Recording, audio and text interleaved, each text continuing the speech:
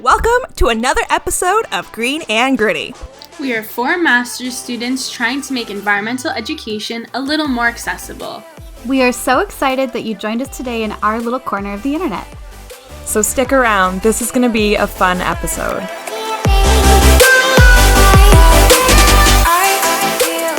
Hello everyone, and welcome to another episode of Green and Gritty. We are so excited for this week's special guest, Elizabeth. Members of Green and Gritty have been obsessed with Elizabeth's widely successful and informative Instagram account, Zero Waste Cutie, which educates people about a variety of topics and concepts within the environmental sector. Based out of Toronto, this environmental activist focuses on creating awareness on environmental justice issues and tying them to fast fashion and our waste and climate change crisis. We are delighted to have her here today to discuss her experiences and share her knowledge with us and all of you. So, what we're here for, on to the interview. Elizabeth, we would love it if you could tell us a little bit about your academic journey and experiences that you've had working with various environmental nonprofits. Yeah, sounds great. So I know most people usually jump into like their university background, but I really have to give like a homage to my high school background, and that's because I didn't just go to like a regular high school. I went to an alternative high school. It's called SAMI for short, but it's the Science and Math Institute in Tacoma, Washington. So that's like near Seattle. And we basically partnered with the zoo. We would do like, life drawing. They would bring in like owls and things like that. And it was really amazing. We even studied like Sumatran tigers and things like that. We also took like marine biology by the ocean. And instead of like PE or gym, we would hike through the forest and learn about forestry and identify all sorts of plants. And it was honestly a dream school. And I think that really, that connection that school taught me really has taken me far in the environmental field. And yeah, it's definitely one of my best 4 years of my life. So definitely that's where the journey started. From then on, I moved to Canada with my mom, and I went to school at the University of Toronto. I double majored in physical and environmental geography, which is the science side, and then environmental studies, so like more of the human side. And I graduated in 2019. And yeah, since then I've been working previous internships. My first one was on waste management with Niagara Region. That was really interesting. I worked at a materials recovery facility, or recycling center, and it was really cool to see, what actually goes in behind recycling. I was definitely interested in waste. So yeah, that was really interesting. And then since then, I've started like internship and more of a long-term contract at Toronto Environmental Alliance, which is this awesome environmental nonprofit in Toronto. And yeah, they do a lot of amazing work in the waste area, climate change, justice. And yeah, I think it's been a really amazing journey, and I work in communications in that area. So, and I guess that's my background. Cool. That is really cool. I can't believe you went to a high school like that. That's so impressive. You get to go for hikes for PE. That's amazing. It was amazing. It's unreal. It's truly a dream. So for those who don't follow Elizabeth already, her Instagram account is @ZeroWasteCutie, and she covers a wide variety of topics, from the relationship between climate change and human trafficking all the way to educating her followers on sustainable fashion practices. We would just love to know, what are your favorite environmental topics to research and talk about, and why? Yeah, for sure. I've wanted to focus in on one, but sometimes I really can't pick because there's just so many. And but the first one I started with, and which is in my name, Zero Waste Cutie, was really waste. So that was because I wanted to learn more about what I could do, and I happened to stumble upon the term zero waste when I Googled it. I'll talk more about it later, but yeah, that's really been my main focus. But since then, it's really transformed into more of the environmental justice, human rights side. So, and that goes in with fast fashion and the sweatshops. So yeah, that's really my main focus, is waste and the issues with fast fashion and also luxury fashion. But really sustainable fashion. And I also touch on climate change. But I really like the ties between environmental justice and the human side and environmental issues. I guess that's where my true passion lies. Yeah, that's really good. That covers, I mean, every topic within environmental studies is important, but those seem like some of the most important ones, so that's really good. So we were just wondering, what is one of the hardest topics that you've had to research so far in your studies, in your work? What did you find the most challenging to kind of get a grip of and make sense of? Yeah, so, I mean, all of environmental issues are really complicated, and when you reach the surface, you're like, okay, wow, this is really crazy, but then you dig deeper, and there's always just more to the story than, you really know, because there's always new research being published and things like that, and it's just really complicated, right? Otherwise, it would have been solved, like, today. Right. So, yeah, there's tons of different aspects. I think they're all complicated in their own way, like waste, for example. I did work at a material recovery facility, but I only saw like one aspect of the waste life cycle, so I don't see like what happens when it's like, bought by the end market buyer. I don't see when it's like shipped off to other countries, like I don't see those parts. I only saw a part of the cycle, which I think was still helpful to like ground myself and see what's happening, at least when it's being recycled and turned into new materials. But yeah, just, I think it's more solidifying when you actually see it happening. And then in terms of fast fashion, I don't really have a background in, like the fashion industry, so I don't know a lot of the terms, and I'm still really just studying this by myself, right? But luckily today we have like so much information online, so I do a ton of research, from studies to like newspapers, and even nonprofit organizations will reach out to me and talk about, what's happening. And so I learn all of it through a process. I'm done with university, but that doesn't mean I stop learning, and there's so many resources, and I just keep learning and, try to put those pieces together. And yeah, working with other people really helps when you come up with ideas and solutions together, and that's what really needs to happen. Mm-hmm. Nice. Well, knowledge is power, so good on you for that. I couldn't agree more, but I'm really curious. Could you tell us a little bit more about your experience working at the material recovery facility? Like, what material did you really like see, like, or was it like a mix of different materials, and like did anything surprise you that you saw was tossed in there? Because I've done a few tours, one in Burlington and then another location in Hamilton, and then sometimes I saw suitcases in piles of like recycled paper, and I was really confused of how the connection of why this was even brought to a recycling facility. So just like, what was like your biggest like surprise that you saw, or even like a challenge that you learned from that end? Yeah, those are great questions. So I worked at Niagara Region, and again, I was a waste management intern, so still bottom of the food chain, but it was still really great to be there learning hands-on and seeing what happens at a day-to-day basis at, a recycling center, or a MRF, as we call for short. And I applied because I wanted to learn more, about what the heck was going on behind the scenes at these recycling facilities. And so, yeah, it was really interesting seeing it firsthand. There are separate areas of the MRF. So there's like the actual where they process all the materials. And then, there's obviously like office space. So I mostly worked in the office space. Okay. But when we did waste audits, we would actually go into, where they actually recycle everything. So there'll be like machines. And for example, like there's a conveyor belt. It's like long, and there's a ton of people working on it, and they have to pick really fast, pick out all of the items that don't belong in the recycling. So like sometimes they'll get like stuffed animals. Like some people like kept a Pikachu that they found. I thought it was really cute. People like throw weird things into the recycling that don't really belong there. So they do their best to like take out, things that don't belong. And then it'll go through the process, because it's basically like a huge like chain system. Yeah, it's really intricate, like how cool it's like connected, but then also how intensely complicated it could be, like having the pickers. And I thought it was magnificent. Sorry. Yeah.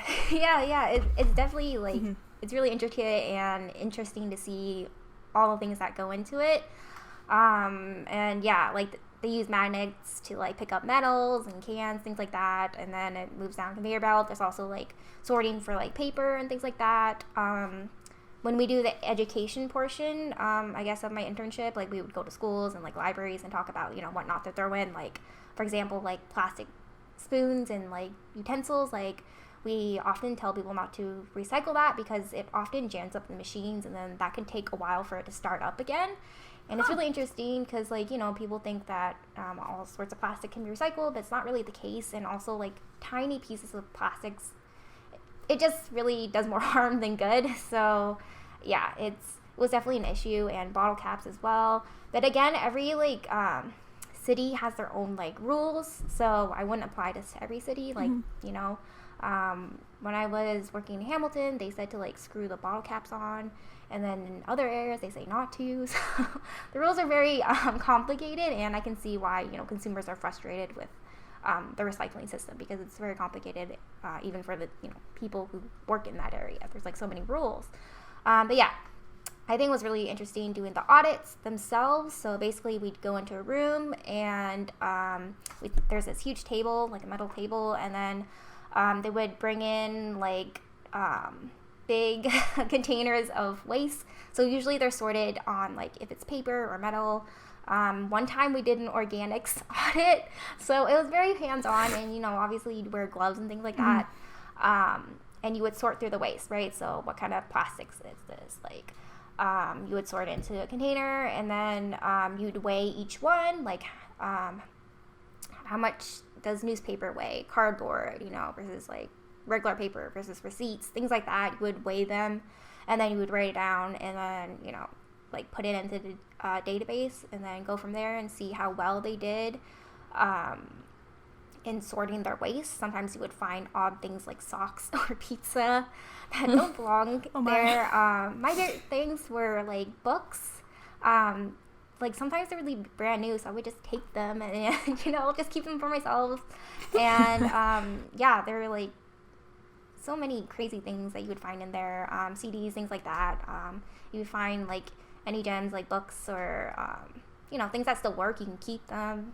And, yeah, I thought it was pretty cool. But, yeah, it was definitely a whole experience.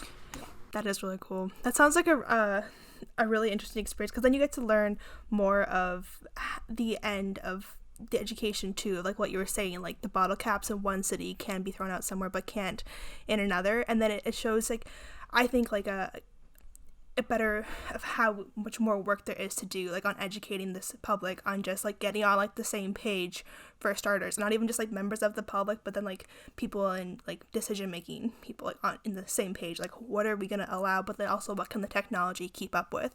So I think it's a really exciting time that anyone interested in waste should spend, like, some time at a MRF just to, like, get, like, the, like you said, the ground floor feeling of, like, what's going on. I think it's incredible. It's a good idea.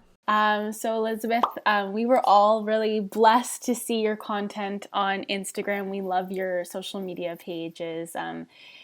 Really, what inspired you to start a zero waste account and take that leap to, contribute to education through social media? Because we are all really big fans of the accessibility of that, and we really just admire what you do. So we're just curious of what really let you make that step. Yeah, thank you. I think it's always great when I find other people who are, just as interested and just as passionate about these environmental issues. And, it helps me feel, like, less alone. And, yeah, I think that's really why I joined Instagram in the first place. But, yeah, again, I was just tired of feeling, like, powerless and, just feeling of not being able to do anything on my own after you keep hearing about climate change and all these, like, horrible environmental issues that happen on a day-to-day basis. After all my courses. So, like, I started my account in university, but, yeah, after being hammered in on how bad climate change is, I was like, okay, well, what exactly can we do about this? So, I mean, like, other than just turn off the light or take shorter showers, that kind of thing. So I Googled what more can I do, I guess, on an individual basis. And I stumbled upon Zero Waste Movement, and yeah, that really took me down this huge rabbit hole of, like, so many people just educating about our waste issues, but also about the solutions that we can take on our own individual time. And yeah, it's really changed a lot in how I thought. And every time I like make a swap or something like that, I just, I feel like at least I'm doing something, and it kind of helps me feel empowered. And yeah, in terms of fast fashion, that came later. But shopping, like going out with your friends to the mall, it's like so normalized, right? Like you don't really think about it, and it's fun. Like, but it wasn't until I watched like a documentary called The True Cost. I don't know if you guys seen it. That it was a really powerful documentary, just really showing behind the scenes and what happens to your clothing, how it's made, who it's made by, and all the garment workers, and just the conditions that they work in are really horrible. And yeah, just seeing that behind the scenes really opened my eyes to the issues of fast fashion and the whole industry. And since then I've stopped going to the mall to buy like clothes and things like that, and like thrifting or getting hand-me-downs for my grandma or my mom. And yeah, I think it's one, like I save a lot of money that way, and also it's good for the planet as well. So I think I was gonna say, honestly, that's like the best way to live. We love thrifting so much. So.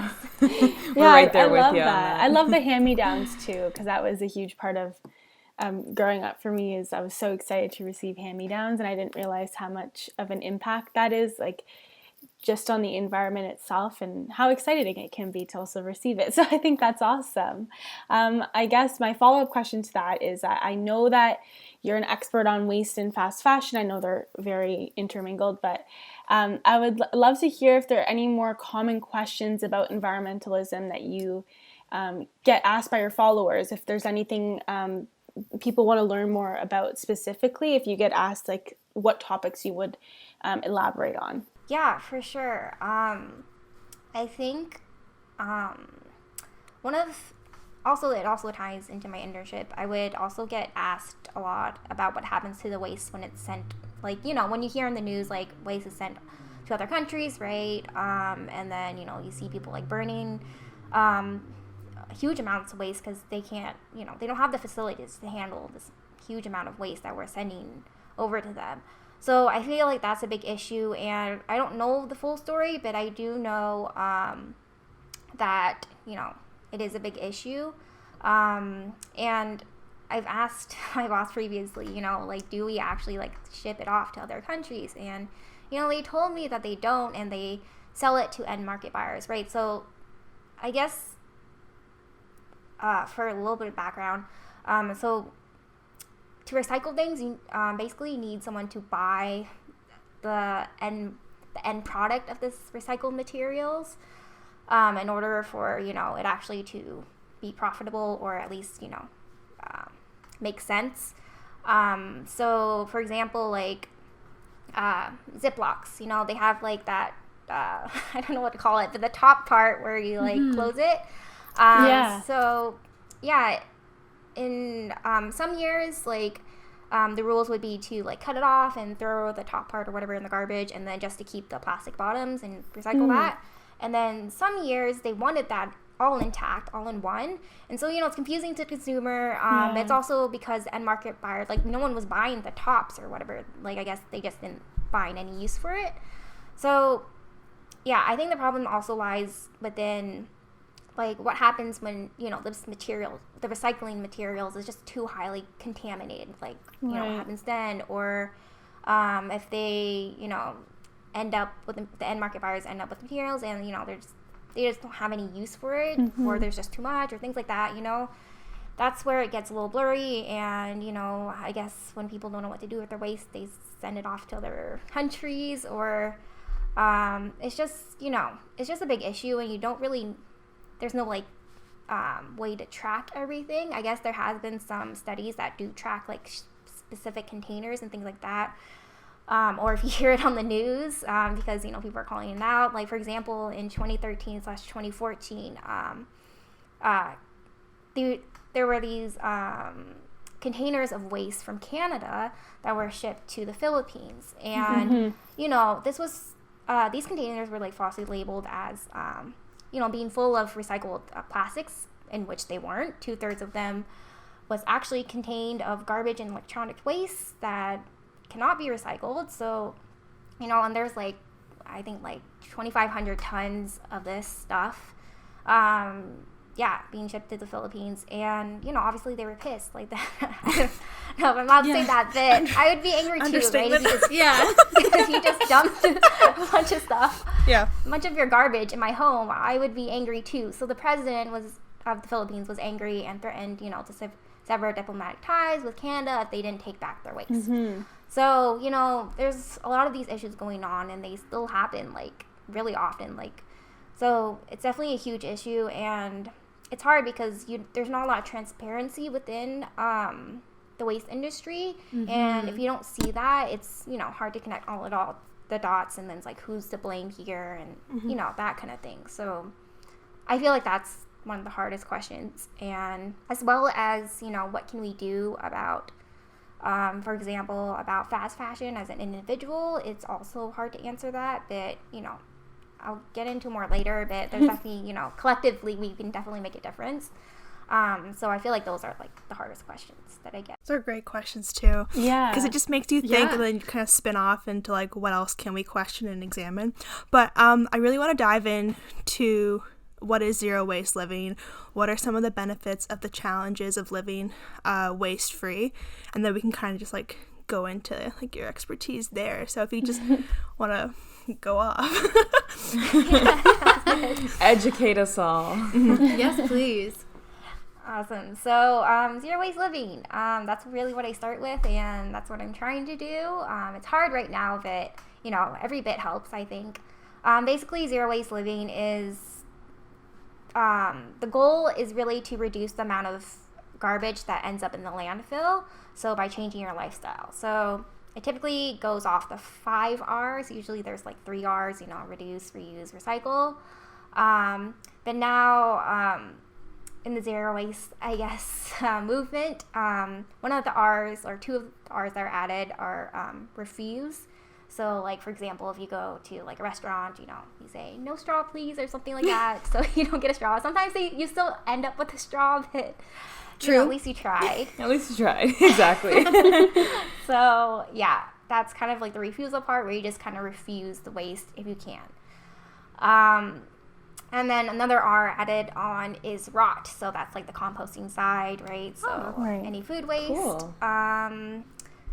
At least you like compost in, turns into soil that you can use to grow like plants and crops and things like that. So yeah, I feel like that's what zero waste living really is. So have you faced any barriers you can just like mention when it comes to advocating for zero waste with like business or government bodies, and then like so far in your work and your studies, and then how you would propose like to kind of solve those challenges and to like come to like an agreement on moving forward for like solutions?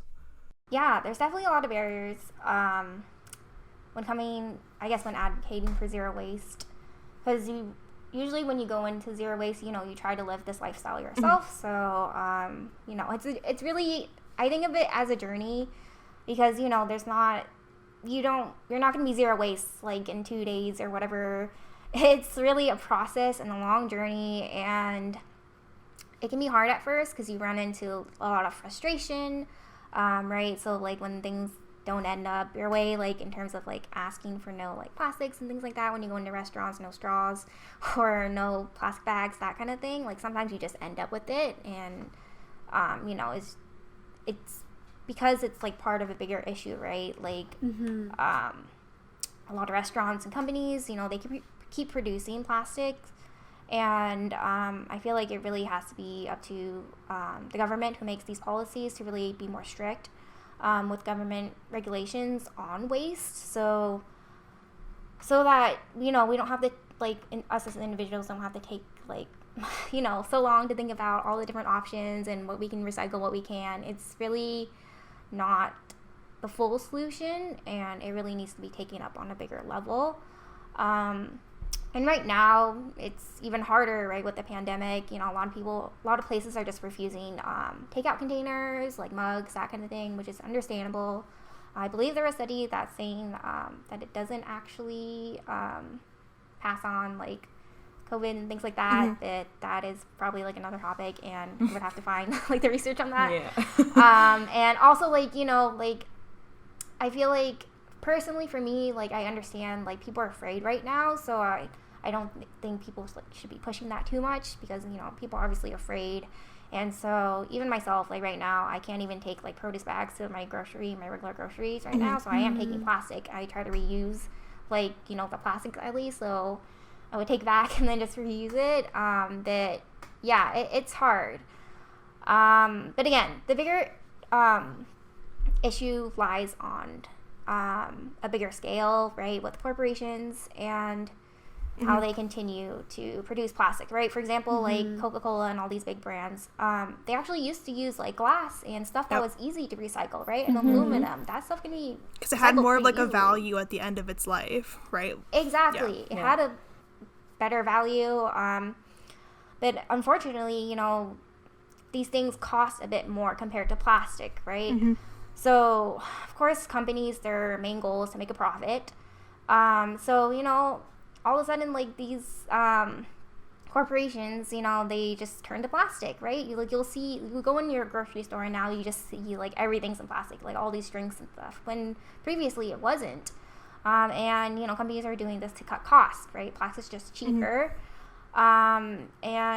Sadly, government regulations haven't been strong or strict enough in this area. I have a question with the because a while ago, I think it was like last year, like Canada said that they're going to be like banning like all their single-use plastics, right? So do you think that's going to push forward the momentum of like biodegradable plastics, and like is that going to like are consumers going to have to eat the cost, or are businesses going to eat the cost, or is there going to be like a fee, like how electronics have that fee at the end so they can be recycled properly? Is that going to be, do you think, implemented so they can actually have more facilities to compost these new materials?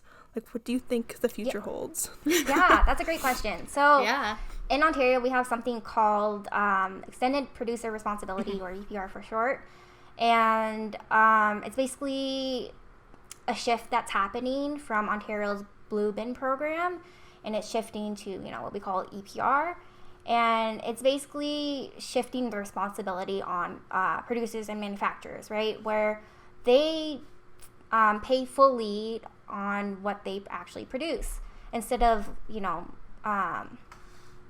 municipalities paying for this, right? Instead of individuals being taxed for it, it's actually now going to be manufacturers and the producers themselves. So I would definitely encourage people to look it up because it's really long and there's a lot of information on what's happening. The pandemic has definitely slowed things down in terms of the progress that was happening previously, and there are some loopholes. Like as great as it sounds, I was really excited for it, that again, not everything's perfect and there are loopholes within the extended producer responsibility. So, some loopholes that, since working with Toronto Environmental Alliance, or T for short, some of the concerns are, this may actually continue to allow companies to, still produce low value / hard to recycle materials. Just because I guess it's not laid out enough and it's not strict enough. And also there's not really anything on compostable materials. So PLA plastics, or those compostable cups, those kind of things, takeout containers that are labeled compostable, which is also another issue because it contaminates the recycling facilities. And also we just, our organics facility, they don't have the environmental conditions for this stuff to break down properly in the composting facilities. So it's a whole issue in itself, and it doesn't really outline anything about that. So it's definitely an issue, and we feel like companies, to make themselves look greener, they might go towards more compostable plastics. And it's really not the answer, especially when I really don't know anywhere that takes compostable plastics and things like that. So it seems more like greenwashing to me in that kind of sense. And so there's definitely loopholes, and things need to be stricter, and things need to happen faster as well, but with government, it's always so slow. I would definitely, read up more on it, but I think it's total greenwashing. Couldn't agree more with what you said, because I just want to say like one quick story that I know, Taylor, you have a question you want to ask, but I know that there's like when I used to commute to school, there was a smoothie place I would always go to, and their straws were always marketed as biodegradable and compostable. They switched. And then one day I was thinking as I was walking throughout the mall, I was like, but where do I actually put these? Because in the mall, there's no compostable thing. Because like you said, there's only like a handful of facilities that take these. And then it's so much more expensive. So it's like greenwashing. Like this one company, great, they're doing their part. But then where do you as a person like in your city actually toss these in a safe place so they can actually be? I think it's a fun little skipping situation. Like we have to keep jumping through hoops to get these answers, but it's greenwashing. Yeah, exactly. It like in the end, like kind of like all lies on the consumer. Like how do we dispose of this properly? And then, you know, like as consumers, we don't have the answer often. And yeah, again, I really like your story because I've dealt with the same thing, right? Like sometimes we would do presentations. For example, we did one at a I think it was like a church or something, and they brought out these like compostable plastic cups, and I'm like, hey, isn't this a great alternative to like plastic cups? And I was like, you know, like it's great that you're wanting to be more environmentally friendly, but there's also issues with this, right? And then people don't know, you know, like they obviously want to do the best that they can, right? They people don't throw away this stuff on purpose, like in the wrong areas, right? I don't think people know they have to be composted. You would hope. True. Well, hopefully, yeah, most of them. There's obviously going to be the, you know, people with like litter and stuff like that or whatever. But generally, like, I don't think people have bad intentions. No, because I think a lot of people, like, also when they hear composting, they think, oh, it can go right with like our food waste. They don't think it has to go somewhere special. So there's like that disconnect and like that false sense of like what is composting in these different senses, which isn't being like clearly identified. Because I know I've had that conversation with like different family members like a lot over since these have become into popularity, but enough of me taking up time. I really wanted to interject here and ask, so obviously we've covered there is some greenwashing in the zero waste sector. How bad do you think it is? Have you seen any really bad examples of it, or is there anything that like really shocks you that you saw? Yeah, I mean, it's hard, like again, like when you go to the store, right, and you see like compostable, that kind of like logo, that or just those like greener signs, right? People are like, a lot of companies are now like, I think even McDonald's and KFC are changing their like branding colors to like green and things like that. And you know, and it's because like the market and, you know, us, like people want, obviously people care about climate change, and I think people are just learning more about it, and companies understand that that's where the market is shifting to a more sustainable market. But of course, there's always, you know, their main goal again is to make profit. So yeah, there's always that question of legitimacy behind their green schemes, right? So exactly. Yeah, well, I'm glad we agree on that. Yeah, it's a very touchy subject around here. It definitely is, and it's hard, right? And again, you'll have to look for your own city's list of compostable items, particularly they're just organics, right? For example, if you go to Toronto's organic site, it even says like, we don't take any compostable plastic cups, so do not throw it in the compost. It says it like, you know, it's pretty straightforward, just don't throw it away. But people don't know that, so eventually, you know, these compostable plastics end up contaminating like the recycling stream or garbage, and they just don't compost properly at all because they don't have the right environmental you know, like conditions to break down. So like, you know, for example, PLA or polylactic acid, I think it's a corn-based like plastic. So if you read some studies on it, it actually needs very specific environmental conditions for it to break down. So the temperatures need to be at least 50 degrees Celsius. And most compost facilities just, you know, they're not equipped to meet that standard. Right. And a lot of this plastic ends up in the ocean and doesn't even break down properly, right? And it just confuses so many people. And I mean, yeah, you know, it even ends up as like waste, or like, you know, animals might eat it, and it's just everything that we don't want to happen. Yeah, exactly. Yeah. It's it sucks because, you know, obviously people want an easy solution, but it's hard.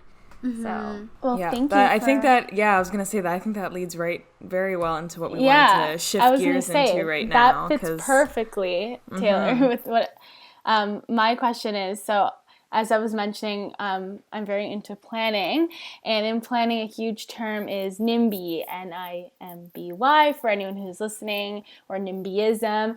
And I was just hoping you could just explain what that is and basically what are the main consequences of having this mentality in terms of environmentalism and zero waste and so on and so forth. Yeah, for sure. I think this concept and this notion of not in my backyard is definitely something I learned first through my university, like I think it was like the environmental justice course that I took, and I think it was pretty eye-opening to see the experiences and hear about them.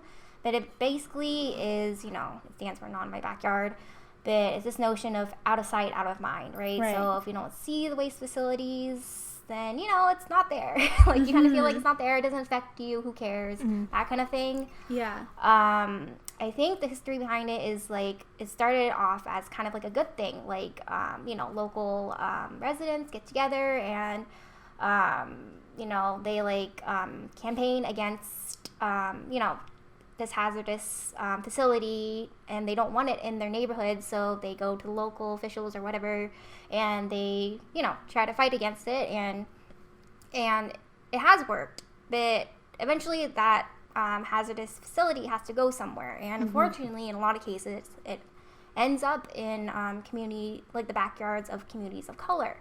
So if you see statistically, I can never say that word, a lot of BIPOC communities often end up with the burden of these environmental hazards. And, you know, I mean, no one wants hazardous waste or landfills in their backyard, obviously, but this stuff has to go somewhere, and I don't think, you know, it's not fair that it often ends up in communities of color, right? So that's where the environmental justice aspect comes into play. This concept not only has to do with like landfills and incinerators, that kind of thing, but also like things like such as low-income housing, you know, even like facilities, homeless shelters. People often don't want that in their neighborhoods because, you know, I don't know, it like lowers the value or whatever, or people think it's more dangerous, that kind of thing. So, you know, people with more money, obviously more privileged people, you know, they get a say. But often people who don't have money or, you know, BIPOC communities, they don't get the say. And they just have to live with it. You know, they have to live with the incinerators near them. For example, Cancer Alley in Louisiana, they have like the highest rates of cancer in the United States. And, you know, the district, I think it's like District 5 or District 6, I don't know exactly, but most of the population is Black, and, you know, they've been facing like all sorts of like environmental hazards there. There's like tons of plastic plants and facilities, and there's a whole bunch of them lined up on the Mississippi River. I think there's like 150 hazardous plants there, and people are living there, right? It's not just like, I don't know, like there's no one living there. There's communities there, and they've seen like their parents pass away from cancer and all these horrible things, and it's just, you know, it's not fair for them to bear the burden of this when, you know, they're often powerless and they don't have a say, and it's, you know, it's really become an issue because again, like this burden is more on communities of color versus, you know, people who are privileged, and yeah, I think that's the main issue. Well, thank you so much for saying that. We completely agree. That is something that I think is so complex, and you explained it so well, and thank you for allowing everyone to hear about that and know how deep how important the zero waste movement is for so many reasons. So and I was gonna say, I'm actually really glad that that was one of the questions that we talked about, and you did such a great job answering it and making it really digestible to understand, because that's actually something that I had never even heard of until I was in school in this field. And at that point, I've produced how many decades of waste, and I had never even considered what happened to it once I put it in the bin or in the bag, let alone the fact that my waste could impose injustice on somebody. And I feel like that's a disconnect sometimes when we're talking about waste and management and our behavior. So I'm really glad you talked about it. And you did a really good job. That was awesome. Thank you. I have a question about back to zero waste and adopting a waste-free lifestyle. What are some tips and advice that you have for anyone who's thinking about investing and adopting into a waste-free life? Yeah, for sure. I guess my first and most important tip to me, if I were to go back in time and talk to myself when I first started this journey, I think it would be just to really use what you have first and then replace as you go. Mm-hmm. Because when I first started, I was so excited about all the lists of things that you can replace and buy, right? I mean, obviously all that stuff is really exciting, right? But obviously it can be expensive, so it's good to just use what you have first, and then you can just replace as you go. So, for example, if you don't have enough money to invest in handkerchiefs or a menstrual cup, which menstrual cups can be up to $50. Mm-hmm. I didn't even know they were that much money. Oh my gosh. Yeah, I think the cheaper ones are $20, but they're not cheap. Mm-hmm. There have been studies that show over a lifetime you save money because you don't buy as many pads or tampons, for example. But yeah, it's hard. So definitely save up for a menstrual cup if you need one. But things like handkerchiefs and, you'll see all these cute tin containers and things like that. I just started using what I have first. So, I mean, my family goes through tubs of yogurt. We had, when I used to live with my family, there was 10 of us, literally. So we would have a whole cabinet full of plastic yogurt containers, but we'd keep them all, we'd wash them, and then for example, we'd put in snacks or something like that. I wouldn't recommend it for microwaving things, obviously, because it leaches plastic, things like that, but you can store things in them, right? There's still a use for them, and that's really what I did. And another story that my dad told me about my great-grandmother was they would use plastic bags, but since resources are scarce, she would literally wash them until they completely break. Yeah. And I think it's important to use what you have and not to feel too guilted into buying new things right away, and to save up for things, good quality things later on. So I guess my point with this handkerchiefs was you can use pillowcases or cloths or towels instead of buying them. Containers, you can try to use what you have. Sometimes it's good to invest in a thermos or a more safe a glass container, things like that. But you don't have to buy everything. I completely agree. My family has the same mindset with my grandma. She eats a lot of sour cream, and then whenever it's finished, she'll wash it out and then put chicken broth and different kinds of soups and stuff in it. So whenever we go up and visit, she always just sends us back with a labeled old sour cream container. And it's it must be a grandmother thing. I think so. My grandparents do the same thing. They use all their old cheese containers for everything. It's our Tupperware cabinet is some new Tupperware from my parents started the family, and then just old consumer items. I think it's amazing, but honestly, it's very innovative. Yeah, you can learn a lot from the older generation. I feel that's really that's where the zero waste movement really has learned a lot from just because they're so handkerchiefs, right? Yeah. For example, they're not new because they were people have been using in the them reuse mindset, the durable product mindset, and that's just the resource scarcity mindset. Exactly. That's right. And if I buy a jug of milk from the store and I go to throw it away after, those glass jars that some of the chocolate milks come in, my mom will be like, "What are you doing? We can use that for something." She's like, "I could put my flowers in that," and I'm like, "Okay, we can do that, no problem." It's just that I feel that's our generation. We're just so used to buying it and just one-time use of it, but they're all they see things in the different perspective that it can all be reused, which is so brilliant, because it's true. We all need to kind of live like that. I think the only downside that I've ever experienced with reusing our Tupperware is every single time I've reached for like a little mozzarella ball or a bocconcini and I open it up and it's soup. And it's not Every what time. it is. Every time. It's soup or sauce or something that my mother has concocted. You have to switch up your labeling practices. There's no labeling. It's a chaotic Italian household. There's no labeling on anything. It's a guessing game. We have like these white blank stickers and my grandma's handwriting on all of them. And some of them are in Hungarian, so like I'm guessing what it is by like the colors and like the smell of what it. Anyways, I love that. I know that we're about to run out of time, so I just want to say thank you so much for your time today, Elizabeth. That was an extremely fun and informative chat we were able to have. I am so glad that we were able to meet you and pick your brain a little bit. I know we're all very grateful for this opportunity. It was a real pleasure speaking with you, and I definitely think we can all agree here that we learned something new and we learned a lot of interesting information. So everyone who's listening, please be sure to check out Elizabeth's Instagram page and her website, and as usual, we'll leave links to it in our description of the episode, and our Instagram, and our own website. So yeah, thank you once again, Elizabeth. It was a pleasure. I don't know about y'all, but that was pretty awesome. Like, I really enjoyed being able to speak to our wonderful guest, and I loved having another person on our podcast talking about their expertise.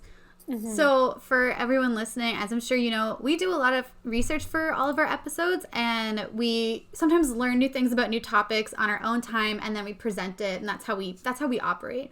But it was really cool to actually like feel like I was learning alongside with our listeners. Does that make sense at all? Yeah. Mm-hmm.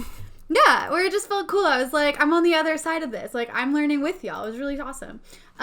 There's actually, I know nothing about this field, which we talked about in other episodes. I don't know a lot about waste and waste management. There's a few things that really stood out to me from our conversation with Elizabeth, but the number one thing that like really shocked me was that I had no clue that there's a market for end-of-life recycled products. I don't know why I didn't know that, and maybe it's because I don't understand how recycling works or like the actual process of it.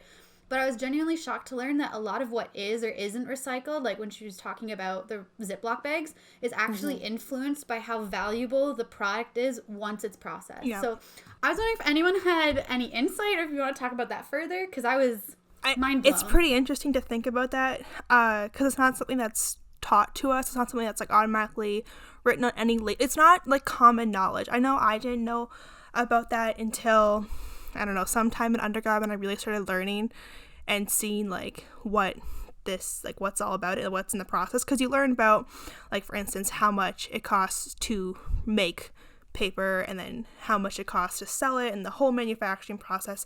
And I don't think unless like you're in that cycle, you don't really learn how it, like, what it takes to sell something. So I remember I'm not sure if you guys remember, back when we were doing the green misinformation episode, I briefly talked about like recycling. Why do we focus so heavily on it? And specifically like making sure that when you convert your waste materials, you have to make sure that the new material has like a recyclability aspect, and it has to be able to reacquire the properties it had in its the original state.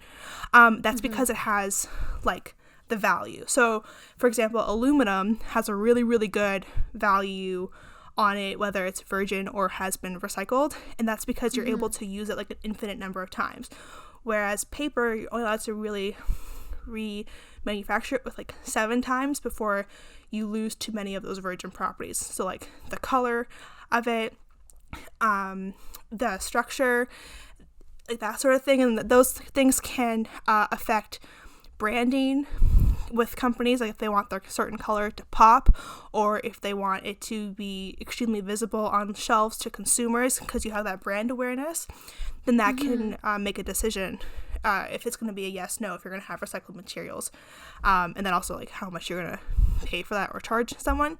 So it's pretty interesting that that isn't like common knowledge. I think that also has to change for the educational aspect to have like waste management more of like a forefront thought. But it's interesting because during Elizabeth's talking on her experience with MRFs, the material recovery facilities, honestly, I think touring those for like my own personal waste journey, I'll tag on to how she was explaining this. It's pretty interesting because you see not only how the material is brought in, but then how it is completely organized and then packaged and then to be shipped out and sold throughout either domestic or international markets. So basically, as Elizabeth was explaining, it is separated by material, so glass, plastic, paper, and then it is further sorted into the different types of plastic, and then that's bundled up into like big, huge, like for shipping crates, and it's wrapped up, and then that's organized, and then that's how it's placed to be shipped and sold. So if it is not a valuable price, then it will not be like collected and shipped. So that's what really plays a big role into what can be recycled or not. Is it worth it economically to make the facilities to collect it, the services of the waste management to hire the workers to sort through? Because not only do you have to sort through it, but you have to keep up with technology to help sort. So those magnets she was mentioning to talk about, to separate the metals, but also there's other technology to like sort on top to see, and like kind of like a visualizer to see what's there to help assist the pickers and sorters. So it's like, is that worth it? And the answer, I would hope, is yes, but a lot of people don't see it that way. So then if we create a zero waste future, then that's really focusing on materials that can only be reused and durable for like a longer lasting cycle. Does that help? I know that was a really long-winded way. Yes, no, I was going to say that helps a lot. Okay. Like a lot. It's really mind-blowing. Yeah, and it's really interesting because she brought this up a couple times, and it's like you don't always see you don't ever actually, unless you're in the industry, you don't see what goes on after you throw your trash or your recycling away. And that's the whole concept of NIMBYism that we talked about, right? Like it ties right into that, because it's like as soon as you toss it in the garbage, not in my backyard, not my problem anymore, kind of ignorance is bliss kind of mentality going on, which is really kind of irresponsible for us to do as a society. But I think There's a Elizabeth song about that we used to sing in really choir. Yeah, Really? it was like, don't throw your trash in my backyard's full. Oh my gosh. Interesting. No, I think that also causes like a lot of tension and stuff. So that example she was talking about with Canada shipping the all the garbage that was not labeled correctly, then I know that problem was existing well into a few years after that had happened, because that was even a discussion point like in 2019, right? So people like just don't realize it, and then they go, well, it's no longer here and it's no longer our problem, and I don't have to worry about this. And then I think a lot of it, people think that, oh, the blue box they'll take care of it, right? Like it's there. I did my duty. I recycled it, put the box out every whatever day they pick it up. My job is done. But really, we have to continue to educate ourselves to make sure that, like Elizabeth was saying, like that our region takes our recycled materials. Can it even be recycled? The bottle cap, like that's a conversation I've had with my family multiple times. Each time the person goes, "Oh my gosh, I had no idea," right? So and that spans across like every item, right? So I think that it's a big challenge. Yeah, especially because it varies so much, like from different places, you know, like she was saying, like Hamilton wants them on, but other places don't, because it's hard to like broadcast that information to a larger public if it's very region specific. Yeah, and it's hard to broadcast and to like really hone in that it's worth taking that extra second to unscrew it, or to screw it back together, or even like taking that label off of, you know what I mean? Even making sure that what you put in the recycling isn't going to contaminate anything. So I definitely, like, I'll admit, I had no idea that caused an issue when I was first starting my studies. And then once I realized it, it took a while to get in the habit of like remembering, like example, yogurt, right? Washing that out, and then putting that away in the recycling, and then you just don't think about it, because you go, oh, someone's like washing it out, I don't know. Because until like you see it, like the whole process, you just think, oh, they would have told me otherwise. So like the government, the whatever, they know what they're doing, they'll tell me, but then no one did tell me, like a research article told me. So I think it's a lot of barriers to even just like getting on like the at home aspect of what can I do to make the smallest impact. Even what you were saying about like, it's so easy. You're talking about how, oh, I did my part. I put the thing in the bin, and it's like that easy factor of just trying to find the simplest way to kind of help. I also, when she was talking about like finding completely usable things, like full books in the facility, and you're just like, I kind of wonder, I'm like, how do we fix that thought process that people, rather than thinking this is a fully functional thing, I'm just going to get rid of it by getting rid of it this way, how do we reformat that like line of thinking and process so that people, when they're thinking about getting rid of something, it's how can I repurpose this, reuse this, where can I donate it to, who could use it, and then last option. Because I was like, my poor heart, she mentioned finding full books in there, and I was just like, oh, yeah. No. The bookworm in me cried a little bit when I heard that. Yeah. I don't know. I think that can start at least like within like schools. I know a lot of schools are taking a new approach to how they teach like waste management and like have the different recycling stations. So I think like if there's like we just start younger to have those like questions in our head, in the back of our minds, and then even, I don't know, I have faith, because I see all these videos of like toddlers so excited to see the garbage man, right? And it's like their favorite person to see every week. So I know that people can be interested in like the job in waste, and then also like what should I do to like, what can I do to like make their job easier, or make sure that like what I'm doing isn't to make sure that what I'm doing isn't like the I haven't skipped steps until the last possible step is just truly disposal. So I think that just comes with like asking more questions of like, can it be a hand-me-down, can I donate this to somewhere, and like just being like more aware of like, can this go to someone else as a good use, can it go to another good home that can use this and like be excited to use this because I'm done with it now. I think that's a good mindset. No, I was just going to say, I really like how Elizabeth talks about the 5 R's of zero waste living, because everyone kind of knows about the 3 R's of reduce, reuse, recycle, but adding the other 2 R's of refusing and rot are really important, because like it ties everything together with the zero waste life, you know, refusing a plastic straw at the restaurant, refusing your takeout containers or a plastic bag, you know, and then the rotting component where you just really embrace like the composting and was that right? Composting aspect of it for the rotting. Yeah. I thought that was kind of more like a really nice holistic view of how how environmentalism is like very, very rooted in the zero waste life. Yeah, for sure. I don't know if anyone else had thoughts. I was going to try and connect that to like the pyramid that I have too, where it's like the 3 R's and then recovery before landfills and incineration, because as much as like as good as it is for you to personally refuse a single-use item, especially as we manage a pandemic where everyone's very, very conscious of transfer of germs and via like bacteria, viruses, whatever.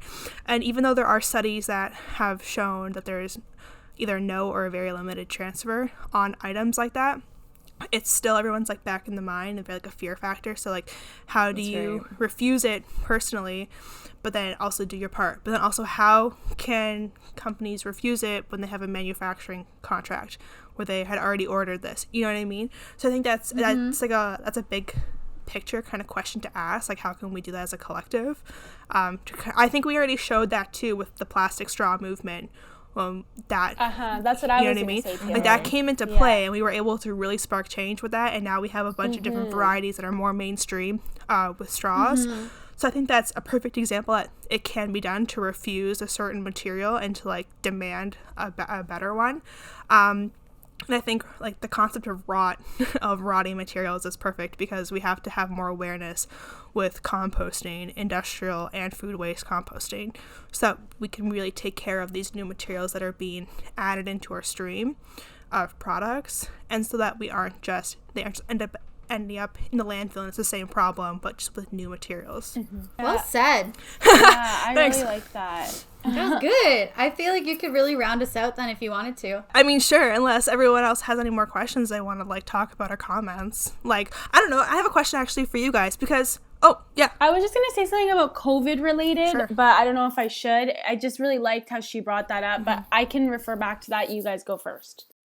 I think you can go. I was just gonna say, like, because like waste management isn't your like study, like your main study issue, and you guys have like been learning slowly just from like either hearing me talk or reading the odd article and now hearing Elizabeth. Like, what do you guys think is the next steps for creating a zero waste society? And we can just focus like mainly in Ontario if you want, or we can play hypothetical and dream big. But I'm kind of curious to see what you guys think with that aspect. Honestly, one of the things that is like, I feel like it's all about that trending, right? And making something fun and funky and all of that. And thrifting is one idea always. But one of the things that I really like, so my mom lives in like Huntsville, like Huntsville, Baysville area. And the Huntsville garbage dump has the reuse shed. And I don't know that a lot of places have this. But for example, the thing that Elizabeth was talking about is like all of those like perfectly functional items that are ending up there. What we have at our dump is the reuse shed, and it was like growing up, that's what I wanted to do on a Saturday, was I wanted to go to the dump and go to the reuse shed because you could find treasures galore. We would go, I think, once a week. Even if we didn't have trash, we'd be driving into town to get more water, and we'd be like, let's stop, let's see if the dump is open. Because on your way in, there's the check-in point where you weigh your car, obviously, but then where the person checking is situated, they have a shed next to it that's open whenever the dump is, and people can go and put their items that they no longer have use for, and sometimes they're broken, but I swear I never see anything stay there, and they're not throwing out those items. It's just somebody going in and saying, yeah, this is broken, but I could probably fix it. Yeah. So like we got cross-country skis from there. There's always like old tennis rackets and stuff like that, and you look at it and you're like, somebody else might not know how to reuse it or fix it or make it repurposed, but you just leave it at the reuse shed because someone else might. The turnover is astronomical. I get all of my books there. I get so many all summer. That's where I get my books. Is just the dump. 100%. That's awesome. And then my favorite thing is my godmother. One day I was like, godmother, we need to go to the dump. And we go there and we found each other a gift to give each other. And she got me this beautiful, beautiful like China teacup that I have and I use all the time. That's so sweet. I don't know why someone got rid of it, but it was this beautiful teacup. And I found her a teacup. And like, I feel like that's something that it should just be everywhere. I honestly didn't even know that existed because my mom, she loves dumping things off at the dump and the metal recycling place that we have near us. But she's never mentioned, because she's a big garage sale fan, so that kind of seems like a very garage sale themed that she would like. She would also like, really. So, but it's all free. Yeah, everything's that's free. awesome. Oh, That's there's furniture. Some of my first year furniture came from the reuse shed, and my mom repainted it, and then those are my bedside table. It's just nice. Yeah. Anyways, I love that. That's a great repurpose. I think that's a great thing. I think it's also really would be something that everyone would love because thrifting is more popular now, and it has the same types of vibes, you know? So I think that's something that would be really amazing, and it's super accessible. There's no price point, which I love that part about it. I was gonna say about mine's not something good, but mine is something that I'm concerned about, as Elizabeth mentioned, how so many places you cannot bring your reusable containers, cups, bags, so on and so forth during this pandemic, and I worry about going back to that because, you know, a lot of companies felt pressure to take reusable cups and have reusable bags as an option. And now what is that going to be looking like going forward because of this now? And my other concern is what's the damage that we've done from all the people who are unable to use them now, obviously, because of this pandemic. And also mask waste has been like a huge thing. Like, the waste that has happened from disposable masks, which of course are necessary, but what does that mean? Like, what is our impact on that? I know we don't have the research for that right now, like Elizabeth was saying, but I was really curious about that, like when she brought that up, of what that means moving forward. So that really sat with me when she brought that up and how it's impacted her life as someone who's working really hard to be zero waste. So yeah, that really kind of brought up a lot of thoughts for me. Good thoughts, good vibes, good Do you have any thoughts, Taylor? Because I'm always curious, like, on how... I'm done now. That was my COVID thought, by the way. I know you can cut it out if you want. I just want to ask you and tell you guys about it. I think it's a great thought. It's a worry that I have that I've had to really shut down, because if I think about it too often, because we don't have, like, if we can't even afford setting up like standard compost waste streams in cities, right, where it's available, how are we supposed to set up like biohazard waste streams so we can dispose of, like, I don't know, diapers, feminine hygiene products, and now disposable masks. Like, I worry about that, and I want to see what research comes out after the pandemic has come to a close.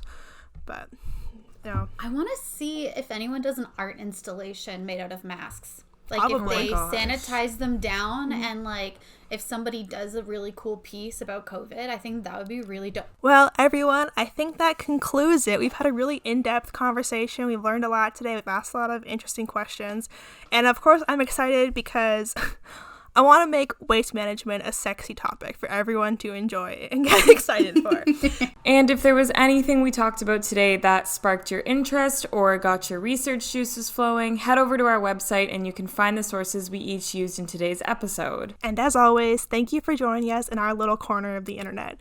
You can find us on our Instagram at GreenAndGritty Podcast or on our Facebook at GreenAndGritty.